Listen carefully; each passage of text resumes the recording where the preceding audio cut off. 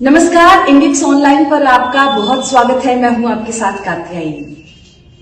हम बड़े गर्व के साथ कहते हैं कि भारत विश्व की सबसे प्राचीन जीवित सभ्यता है। यूनान, रोम और मिस्र जैसी सभ्यताएं समाप्त हो गई, लेकिन हम बच गए। क्या आपने कभी सोचा है कि इन प्राचीन सभ्यताओं को किसने नष्ट किया? क्या आप विश्वास करेंगे, जिस तरह से रोमन सभ्यता को समाप्त किया गया था, ठीक वही फॉर्मूला आज भारतीय सभ्यता को समाप्त करने के लिए प्रयोग किया जा रहा है। इतना सब कुछ हो रहा है और हमें पता तक नहीं।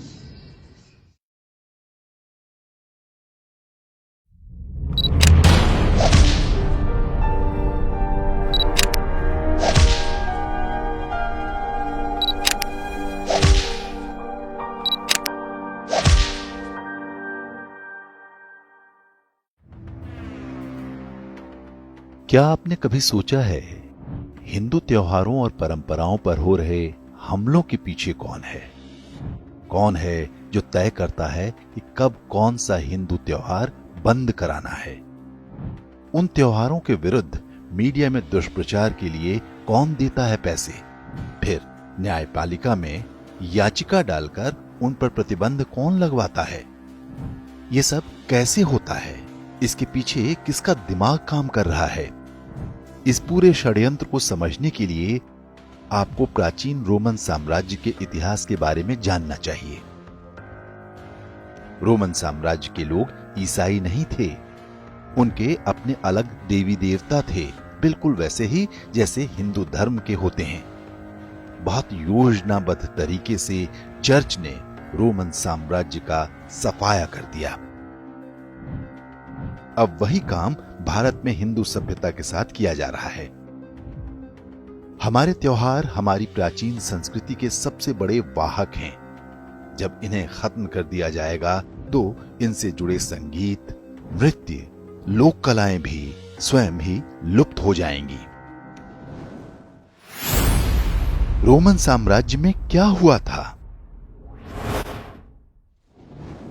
2-2.5 हजार वर्ष पहले तक रोमन साम्राज्य एक फलती फूलती सभ्यता हुआ करता था, लेकिन कैथोलिक ईसाई मजहब के उदय के साथ ही रोमन सभ्यता का पतन आरंभ हो गया।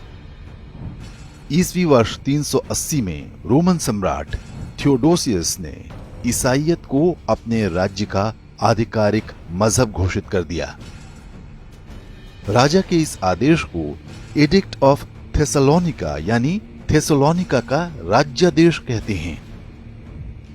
इसमें कहा गया कि जो लोग ईसाई धर्म में आस्था नहीं रखते उन्हें हेरेटिक अर्थात विधर्मी माना जाएगा। ऐसे लोगों को सांसारिक और ईश्वरीय दोनों तरह के दंड दिए जाएंगे। इसके साथ ही रोमन सभ्यता की निशानियों को मिटाने का अभियान शुरू हो गया। इसका सबसे पहला शिकार बने रोमन त्योहार और परंपराएं। रोमन सभ्यता के लगभग सभी त्योहारों के मनाने पर रोक लगा दी गई। वर्ष 392 में रोमन ज्योतिष शास्त्र को अंधविश्वास बताकर उस पर पाबंदी लगा दी गई। रोमन देवी देवताओं की मूर्तियां घर में रखने या उनके लॉकेट पहनने पर भी रोक लगा दी गई। इसका उल्लंघन करने वालों को मृत्यु दंड दिया जाता था। चर्च के आदेश पर ओलंपिक खेलों पर भी प्रतिबंध लगा दिया गया। वर्ष 426 में सम्राट के आदेश पर ओलंपिया के स्टेडियम को तहस नहस कर दिया गया। इसमें एक साथ 40,000 लोग बैठकर तरह तरह के खेलों का आनंद लिया करते थे। आज भी ईसाई संस्थाएं इस विध्वंस को अपनी सांस्कृतिक विजय मानती हैं। जो रोम में हुआ वही भारत में हो रहा है। रोमन सभ्यता वाला प्रयोग भारत में 16वीं शताब्दी में ही शुरू हो गया था। गोवा में कैथोलिक सेंट फ्रांसिस जेवियर ने इसका नेतृत्व किया। इसे गोवा इंक्विजिशन के नाम से जानते हैं। इस पर हमारे वीडियो का लिंक आप डिस्क्रिप्शन और कमेंट में देख सकते हैं। बाद में अंग्रेजों ने भी इस अभियान को आगे बढ़ाया। स्वतंत्रता के बाद कांग्रेस पार्टी की देखरेख में ये काम जारी रहा। सोनिया गांधी के आगमन के बाद अभियान ने और भी तेजी पकड़ ली।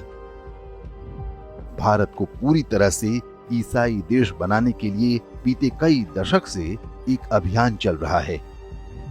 इसे जोशुआ प्रोजेक्ट के नाम से जानते हैं, लेकिन इसके अपेक्षित परिणाम नहीं निकल पा रहे थे।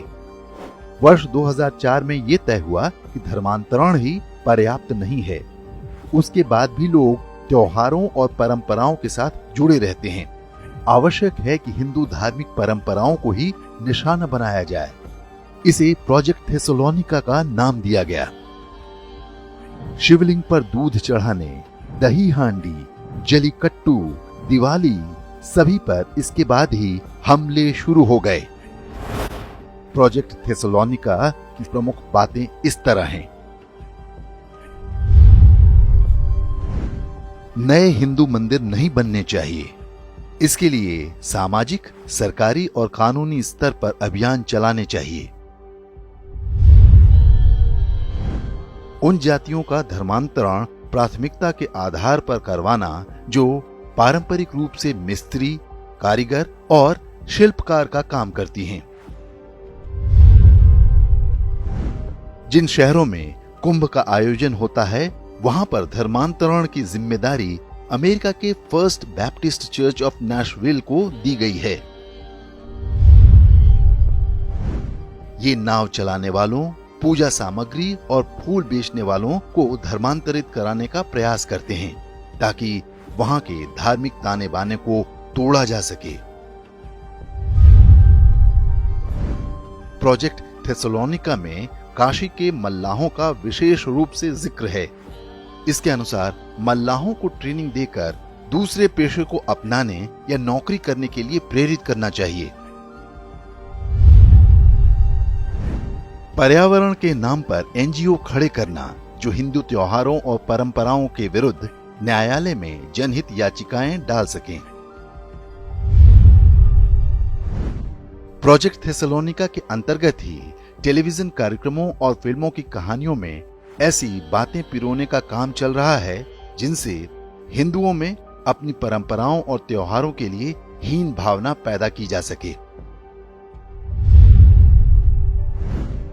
टीवी और फिल्मों की ही तरह राजनेताओं पर भी निवेश की योजना बनाई गई।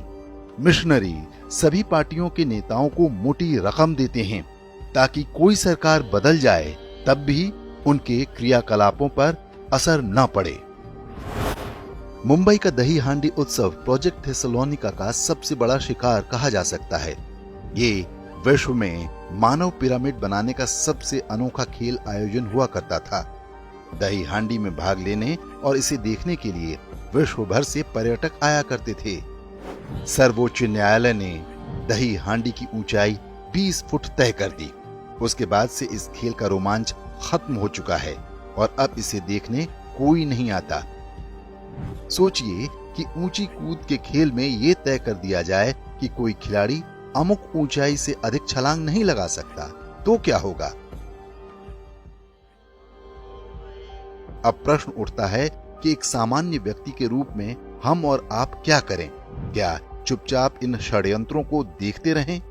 क्योंकि भारतीय सभ्यता को नष्ट करने का ये सारा खेल सरकारी तंत्र और न्यायालयों के माध्यम से खेला जा रहा है। अदालतों से लगवाए गए प्रतिबंध को हटाने का सबसे आसान तरीका है कि सरकार उससे जुड़े कानूनों में संसद के माध्यम से बदलाव करे।